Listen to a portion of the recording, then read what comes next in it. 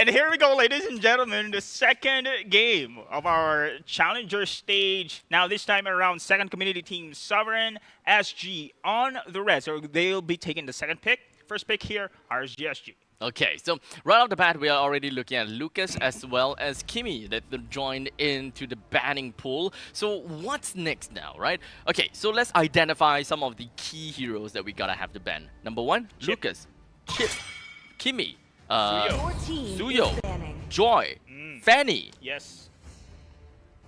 Kalia, Phobius, Kalia? okay? Yeah. Two more to make it 10. I mean, it doesn't have to be 10. Yeah, Garukacha can also be banned here. I think Gatukacha has been banned a few times, yeah. right? But maybe, Yes. Is it Your first team phase is banned? banning. No, Not really. I don't think so. We just put Gatukacha, and for the fun of it, Hayabusa. Because Okay. it's been banned a few times before. Yeah. So, what's next now? Does RSG want to, kind of take some inspiration coming in from Absolute Zero and pit a Kalia, Louis. Luoyi Yeah, even? yeah. Because when we think about Roy, he definitely played a lot of Luoyi before. Right, but this will also mean that their playstyle will be completely different because, as you said before, that lineup was a lot more of a micro-intensive lineup. They're not geared for early game, but they got smashed in the early game Your because team they had is no banning. choice but play into the hands of Absolute Zero. So it's not a flawless lineup. I think that they put too much eggs in one Your basket this time. team is Instead of picking. everything diving onto the traction pulse and playing into the traction pulse, they dove in and played into single targets. Yes. Hayabusa single target, CC single target, Granger single target. There's just so much difficulty for them to deal with Your team a is picking. clump like that. Yes. And it played so perfectly because that's exactly what the opponents want. There is no punish for them to clump up together like that. Speaking of plan up, we forgot about the Joy. Yeah. Actually, Joy is one of the contested heroes as well. So it's been secured here over the side of RSG SG. We know Joy fast clearing on the jungle, and whenever you clump up, it's gonna be a disaster for the opponents here because the bit is Your cover, team is which picking. now the phobia is a great counter against Joy. So this is a great counter pick for Sovereign SG. This is good. This is a good sign for this community team because they know how to counter pick as well. Okay, so at this point in time, it kind of seems as though they are playing into area denial. That's one thing. Area denial. I mean, normally, honestly, when I see the name Yon, I kind of see Karina Karina. in him. If I'm not mistaken, he used Karina. If I'm not mistaken, he used Karina. You used Karina before, and I think that Season 8. it was not. Was it actually season 8? I know that when he used it, it was actually not too bad. In fact, I don't think it's that soon, or is that recent. It feels more like season 6, season 7 kind Your of thing. team is picking. Because at that point in time, there is still like kind of some changes here and there. Karina was like great at that point in time. But for now, we do have got the Your favorite, Badang. the Diablo. Eh? Hmm? Eh? Diablo is Badang. Jump. Oh, okay. Your team is banning. He used Badang way back. He's like known for the Badang. Oh. So now whenever I see a Badang, I call it Diablo. Accidentally. Oh. And then now I'm Team just is like banning. sinking in and just be like, you know what, manifesting, that's a Diablo. I see. Yeah. So they picked up Diablo as well as Granger. Okay. I've known Diablo when he set the meta for the Benedetta. Ah, The okay. time around the time, Mhm. but I didn't expect he's the one also highlighting. He's the one that Badang. highlighted Wow. the Badang. He And went to the guy. international series, and at that point in time, he played non-meta heroes such as Khalid Mm, and Khalid Badang, also. Yes, right? Yes. So yes, these yes, yes. two are like his best hero, and these two are like not seen in the Your scene at team all. is So the banning. moment that they went international, people were laughing at the picks and like, what the hell, Badang? What the hell, Khalid? Only to realize that, yo, Singapore got 4th place. Was it that one? I think it's that one, right? Got 4th place, Yes. and people were like, yo, this guy is a god. This guy is legend. And everyone just started to follow him. Everyone started to look Your at him, team and is because banning. of that Yeah. competition, Mhm. it got great. Which is now we are Your seeing team- the Actually, they even same. nerf Badang right after Right that now. event. Right Oh, after that event. because of this, not only the teams respected him using the hero, developers as well. Moon himself. Pretty much over. Right after, by the way. If I OMG. remember correctly, right after they are like, Uh, no, that guy. oh my goodness. So many shields though for the side of SSG, Sovereign SG. Oh, Can go yeah. for Esmeralda. I Oh. mean, Badang, Rome. Oh, there you go. Esmeralda indeed. So many Oh my shields god. here. So this is a great. If Sovereign SG can go for the counter of that Phobius, this lineup. Esmeralda. Is it- Esmeralda game. Is it really Cyclops. though? Is it really though? Yeah, I It's been- think so. Yeah, but it's been a long time since I've seen Esmeralda. True. And it's been a long time since I've seen the interaction between Esmeralda and other heroes. I think that if it's super late into the game, then sure, probably. I think that Esmeralda would be will not immediately die to a Harif. In fact, I think that it's more of an Esmeralda that will buy a lot of time. True, but I think abstract. It's a great synergy with the Badang and the Joy as well. I mean, Falling Star, Moonstun, follow up here with the Fist Crack, and then with the beats here for the Joy. I think it's pretty good here. However, on the other side, they do have the sustain here, but with this Esmeralda, they can have the disadvantage indeed Oh, when man. it comes to prolonged team fight. This is a very Zaz. dated meta. This is a very, very dated meta. This is Dominator's Season 7. Descent just to have your own protection here when it comes to Yeah, I mean, the execution I just mentioned here. Yeah. I mean, So so the problem that I see coming in from Sovereign SG is that they want to play area denial, right? So I drop out the Zaman Force. I have a Phobius that's ready to kind of push everyone away from the Zaman Force so that my Harif kind of does that. But it's also is in some sense anti-synergy too because RSG can run away. If you don't want to, you want to play within your Zaman Force. You want to keep people in your Zaman Force. Phobius hammers down. This is literally an area of artillery strike. So, walk out lah. Yeah, that's the thing. You know? I mean, that's one of the counter strategies that the side here of RSG SG can And do. I think that they have a lot of mobility as well. I don't think that they are actually going to have a lot of problems trying to get themselves away from the Zaman Force. What kind of Rome do they have again? Matilda, right? Yep. So, I know. is it Matilda? Yeah. For the side of SSG. Yeah, so what's really keeping RSG in the Zaman Force and in all of that, in all of that Asteros' Eye, or in all of that Nightmarish Spawn, this Dominator's Descent, what's keeping them in? Nothing. So the only way that Sovereign SG can keep people in, or keep RSG in, is to make RSG commit first. They have to be the counter engager. They have to only come in second. They cannot be the one that initiates and drop everything on a whim. True. Okay, I understand. Because they don't have that much of a crowd control here for the side of SSG as well. So the thing is, who will be the bait here for the side of SSG to do that? Oh, good point. No one.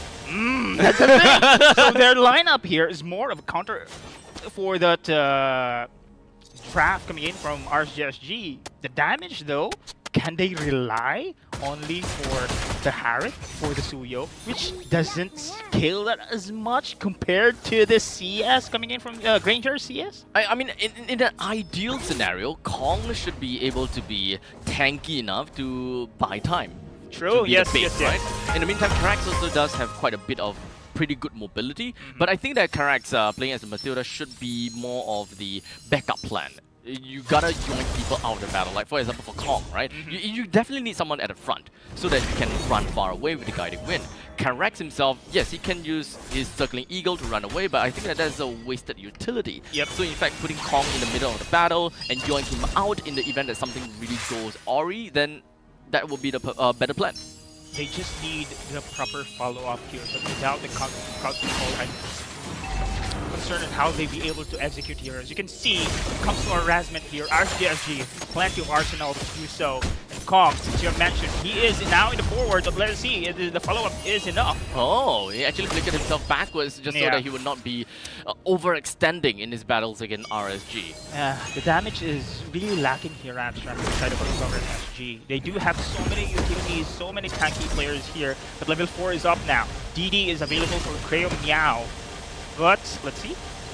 So at this point in time, I'm just kind of thinking, how would it be like in terms of early game damage output? Because you did mention the only damage output I can really just expect to see is Suyo plus the Matilda combo, but even that even that might not be enough. Yes, I agree, 100%.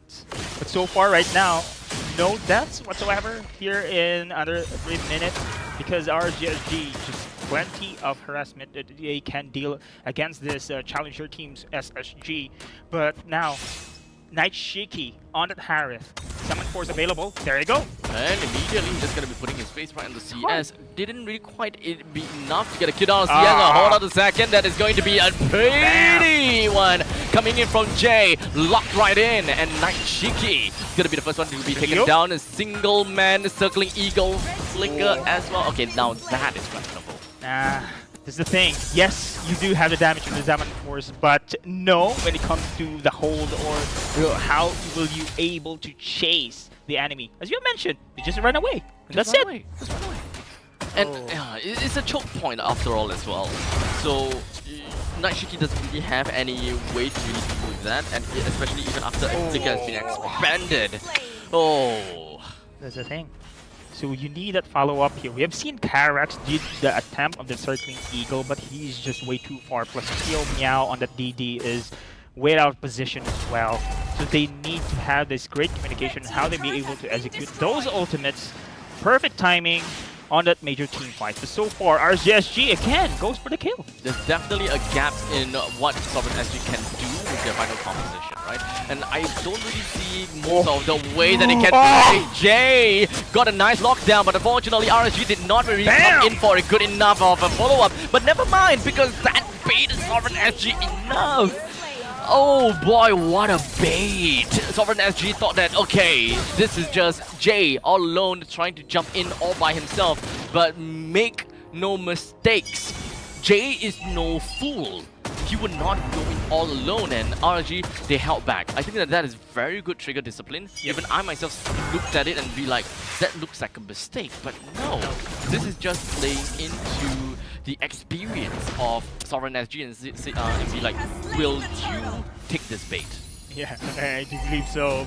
Now, again, Karax can pick off. It's really difficult here for SSG to find an opening here. Without someone to really go for the lockdown, it's impossible for them to go for the pickup. Oh, there you go. Just gonna be a Sovereign SG there, just putting everything down to bring closer down, and that's great. You know. Now we've got two ultimates that has been expanded: the Dominator's Descent, as well as the Zaman Force, just for that one fight. There you go. That's the lockdown we have seen on the DD. So once that lockdown has been used, it's the perfect opportunity for SSG to follow up and get the kill, and they did so. But Jay is here on the flanks. He has information, and look at the map here. It's totally controlled by RSG, going for more map control, and the rest of SSG cannot do anything about this one. Yeah, you can definitely... Oh, wow, the good amount of damage on the Karax as well. Indeed. So now, Sovereign SG, at least they understand that, yo, we can't contest with this, we can't defend the T1, we're gonna have to stay behind. In fact, even for T2s, there could be a possibility that they can't hold on to this too. They can just wave clear, and speaking of wave clear, they actually don't have a very good wave clear at all. Yeah, we've seen only, of course, Night Shiki on that Harith, but when it goes... Oh, Yon, solo kill! Yeah, that's why I say that they don't have a very good wave clear, because it's a very comical wave clear. But in fact, Pogiako wanted to min-max the amount of farm that he can get. He thought that he was safe in his own jungle, but no, not anymore. But speaking of not anymore, Jay said, as he just slammed everyone in with his fist crack and allowed them to pick up a kill on the Kong. Yon went in solo Romeo and picked up Creo Meow as well with a great stagger. 7 minutes, 11 kills against 1, plus more than 10k gold lead for RSG SG, and we are nearing tier 2 tier 4 Star Moon! Did manage to connect, but Closer doesn't have the damage as the Esmeralda. It can be very annoying though. That's possibly the only thing that he can do. 1 against 5. This is where we'll see that Sovereign SG, even as 5, might not be able to get a kill down on the Closer. Partially also because they're not throwing everything at him. Okay, now if you're SSG, think about this one. Yes, the moment they had a kill there, it was perfect initiation coming in from Tio Meow on the PD. But then again, will they be able to do the same thing here? Because Closer on the other side, Jay on the other side, the space is just congested here for SSG. There's no opening, I can see. I'm just concerned as to what items Kong actually wants, because I don't see a lot of HP on him as the EXP laner, as he should be the one that opens up the map but not leave it to Mathilda. So I'm concerned that they lost their map because of the lack of control in the river lines, right? Post 5 minutes is where I would want to see the Phobias being a lot more active around the map. Unfortunately, did not happen here on the side of Sovereign SG. Now going into the inhibitor turret. Oh my goodness, all lanes been pressured here. SSG. Okay, I can't exactly blame Kong too much also because of that massive gold lead. Like, even if you have a brute force brand blade, even if you have this, oh, what? There you go. Very weird initiate slash flicker going on. As such, this actually opened up an opportunity for Jay to flicker in with fist break and fist crack, allowing them to actually catch on to 3, killing 2 during that process. And now Yawn finding himself taken down, as we do have a very resilient Knight Shiki bringing him down. OMG. Sovereign SG right now. Backs against the wall. Now inhibitor turret in the mid is going to be destroyed as well. RSG SG, little by little now they are securing objectives here. Speaking of objectives, not a single turret has been secured by Sovereign SG. They are now being a 5-man here in this moment in time. What can you do? Again, will they go for the last hurrah here? Will they go for the risk to go for a pickoff? But now I can see they're being passive. They are very passive. I don't think that they have a choice, right? There's 11,000 gold lead on the side of RSG. Sovereign SG doesn't have a very strong non-commercial wave clear because their mid lane starts.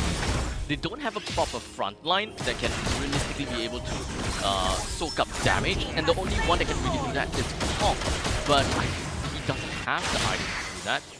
They are also not a team that should initiate, because if they initiate and drop everything, RSG, I mean with this amount of gold lead, they don't have to run away. They can just fight with them as amount of no issues. Speaking of fighting, they are now eager to finish this one with the Lord marching through here in the lane. Now Sovereign SG going to defend their base. Last inhibitor turret on the bottom side as well. Look at the damage coming in from the side of CS here. It hurts so much, and now Closer getting in. Immediately, we do have the Lord is just going to be marching in with a single strike from a Trident onto the core. I don't think that RSG is going to be caring too much about the kills, as the main thing is the core will now go down. And we got Sovereign SG, unfortunately, that did not manage to take a win from RSG, while Absolute Zero did. Yeah, man, that's very one-sided game we have seen from RSG. Different. It's a different ball game, right? Yeah. Between the two challenger teams. Indeed. This time around, Sovereign SG, their picks okay in the first phase of the draft, but however, they're more. Phase. No, the first phase. Sorry, the first phase. Their picks is pretty much okay there. The Phobias is actually very. Phobias is okay. Good, yeah. good pick. However, as the draft goes on, they concentrated too much on how to counter the RSG SG lineup, not their own synergy in that sense. Yeah, it comes down to the point that there's a little bit of an anti-synergy going on. I think the mixture of Mathilda a mixture of Mathilda plus the Phobias might not work so well if they are looking at a Suyo in the jungle, right? Okay. They need probably someone a little bit tankier if they want to play into the jungle role. They need someone that can really go out and help the Mathilda out, because then the name of the game for SSG is to not have Carax go out and be crazy, right? There's, I think, a lot of question marks as to how they should be executing this, which in turn makes this composition a very difficult to execute composition, which is why they are kind of lost. Would it be better for the Phobias to go in flicker and pull people in? There's a lot of experimentation from SSG themselves to figure out what is the right formula, instead of deciding the right formula at the draft itself. Yeah, I think this is one of the things that the side of SSG to consider is how they draft among themselves. Yeah, they know how to counter basic counters here and there, but again, when it comes to gameplay, your team synergy also matters. Like, yeah, Fulvius here, you mentioned, of course, Flicker, then go for the initiation, but where's the follow-up? We've seen, of course, Krell Meow going for the TD, but it's just easy to evade this kind of situations here. And plus, Karax, of course, on the Matilda, guiding wind. We've seen the circling eagle, right? But it's just too far, no follow-up whatsoever. If Garakacha is there, then okay, then we can see the AOG can be follow-up. Even a Terizla, if they want the Flicker with the penalty zone, man, at least the follow-up is there. But I don't know.